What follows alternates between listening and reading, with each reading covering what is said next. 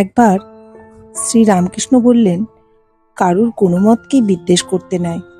নিরাকারবাদী সাকারবাদী সকলেই তার দিকে যাচ্ছে। জ্ঞানী যোগী ভক্ত সকলেই তাকে খুঁজছে। জ্ঞানপথের লোক তাকে বলে ব্রহ্ম, যোগীরা বলে আত্মা পরমাত্মা, ভক্তরা বলে ভগবান। তখন এক ভক্ত প্রশ্ন করলেন, সব পথই সত্য তা কেমন করে জানবো?